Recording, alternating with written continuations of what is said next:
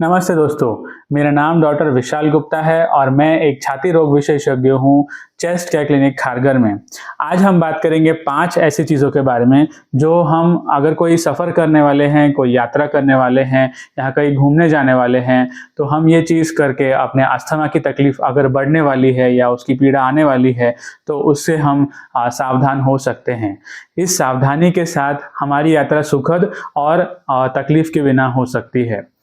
पहली नंबर की चीज़ है कि आपके डॉक्टर की सलाह लीजिए। डॉक्टर से बताइए कि अगर आप कहीं सफ़र करने वाले हैं तो वो आपको एक प्रॉपर गाइडेंस देंगे कि क्या चीज़ों से आपको परहेज़ करना है, क्या दवाइयाँ लेके जानी हैं, क्या दवाई बढ़ानी पड़ सकती है, क्या इमरजेंसी मेडिसिन साथ में लेके जानी पड़ सकती है, या अगर आप किसी और शहर में जा रहे हैं तो कौन से डॉक्टर को मिल करके आपकी ये परेशानी को हम सुलझा सकते हैं अगर आपको इमरजेंसी में उनकी ज़रूरत पड़े तो। इसीलिए इन डॉक्टरों से सलाह करनी बहुत ज़रूरी है और आपके ट्रैवल प्लान जो आपके कंपनी ने आपको दिए होंगे या आप कहीं जाने वाले हैं तो आप कितने दिन वहाँ रहेंगे, तो आपकी वो डिटेल्स उनके पास होनी बहुत ज़रूरी है।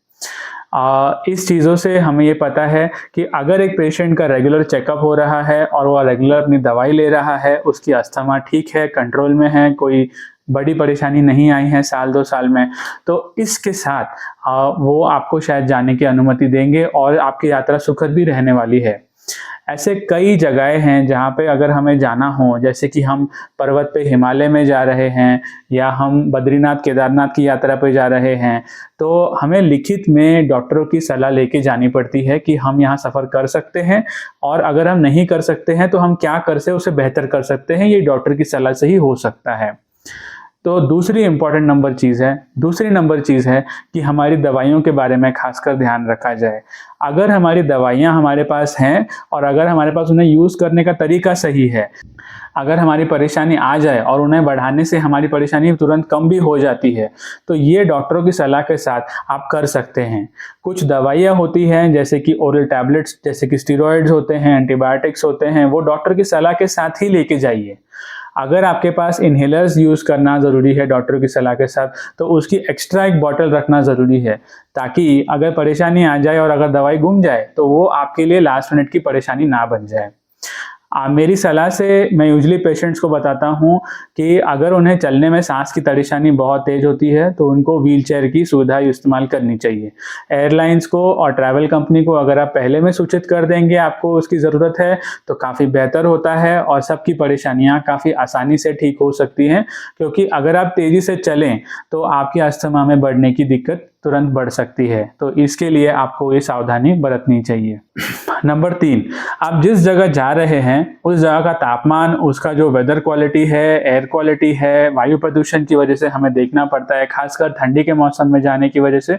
और यहाँ पे कोई एलर्जन या कोई परेशानी आपको बढ़ाने वाली है, कोई तकलीफ, तो उस चीज़ के बारे में हमें पहले से तैयारी कर लेनी चाहिए। अगर हम उसकी तैयारी कर लेते हैं तो हमारे जो प्रवास है, हमारा जो सफ़र है, वो काफ़ी आसानी से निकल जाता है। अगर कोई परेशानी बढ़ती है तो निकटतम डॉक्टर, निकटतम अस्पताल, इमरजेंसी में इंफॉर्मेशन आपके पास तैयार रहनी चाहिए। नंबर 4, कोई ट्रिगर अगर हमें पता है, जैसे कि कोई चीज़ हमारी परेशानी बढ़ाने वाली है, जिसे हम ट्रिगर बोलते हैं, तो ये परेशानी ज़्यादातर धुआं होता है, ज़्यादातर स्ट्रॉन्ग स्मेल होता है, या कोई एनिमल पेट होता है जिसकी वजह से हमें परेशानी बढ़ती है, या उसको हम परेशानी को दूर कैसे करेंगे? उसके लिए हम मास्क का इस्तेमाल करेंगे। जब हम बाहर सफ़र कर रहे हैं या हम घर पे रहेंगे तो हम कम ओडर वाली चीज़ों का इस्तेमाल करेंगे, कम सेंट्स का इस्तेमाल करेंगे, ताकि ये परेशानी ना आए। कई बार हमें खाने पे कुछ परहेज़ करने पड़ते हैं जिसकी वजह से हमारे अस्थमा में परेशानी बढ़ती नहीं है। अगर हम काफ़ी लंबा सफ़र करने वाले हैं तो हमें पता है कि अगर हमें पहाड़ पे चढ़ना है तो हम शुरू में दिन के थोड़ा-थोड़ा एक्टिविटी अपनी बढ़ाएँगे, ना कि एकदम से तेज़ी से चलना शुरू करेंगे, बिकॉज़ इससे अस्थमा की परेशानी बढ़ सकती है। सिंपल चीज़ें कई बार हमने करने से काफ़ी चीज़ें हम अस्थमा में बढ़ने से रोक सकते हैं। जैसे कि अगर कोई बाहर तापमान में गिरावट आ जाए, बारिश हो जाए, तो हमें घर के अंदर ही रहना चाहिए। अगर हमारे जोड़ों में दर्द हो रहा है, पीठ में दर्द हो रहा है, तो पेन किलर्स एकदम सेफ वाले यूज़ करना बेटर होगा, और ज़्यादा डोज में पेन किलर्स, हर दिन लेना पेन किलर्स हमारी तबीयत के लिए हानिकारक हो सकता है। नंबर 5, इमरजेंसी की तैयारी करना। इमरजेंसी एक ऐसी सिचुएशन है जहां हमें नहीं पता है कि हमारी सांस की परेशानी कितनी तेजी से बढ़ रही है।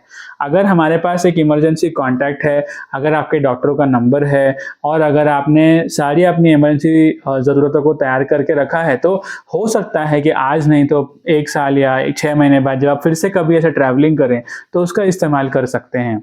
इसीलिए इसे बनाना ज़रूरी है और इसे अपने फैमिली के साथ, अपने ट्रैवल कंपनी के साथ, अपने डॉक्टरों के साथ कब ज़रूरत पड़े तो उनके साथ ये डिस्कशन में रहे कि ये कभी ज़रूरत पड़ जाए, इमरजेंसी हो, तो आपको एक जगह पे अकेला ना पाया जाए और उससे आपको आपकी ट्रैवल कंपनी, आपकी जो सहायक हैं आपके साथ जो सफ़र कर रहे हैं, वो आपको आसानी से घर ले आ सकते हैं। मुझे उम्मीद है कि ये जो 5 चीज़ें हैं, इसकी वजह से आपकी जो यात्रा है वो सुखद और मंगलमयी जाए और आपके अस्थमा में कोई परिवर्तन ना हो या बेहतर हो जाए। तो इसकी ज़रूरत जो प्रिकॉशंस हैं, ये हमने आपको इस वीडियो में समझाए हैं। अगर आपको ये वीडियो पसंद आया है तो इसे ज़रूर लाइक कीजिए। अगर आपको ये वीडियो लगता है किसी और के काम आ सकता है तो इसे शेयर कीजिए। अगर ऐसे और वीडियोज़ देखने हैं तो आपको सब्सक्राइब बटन है, सब्सक्राइब को क्लिक कीजिए। हम आज यूट्यूब पे भी हैं और इंस्टाग्राम पे भी हैं। आपके समय के लिए आज हम आपका धन्यवाद मानते हैं। अगले वीडियो तक के लिए शुक्रिया।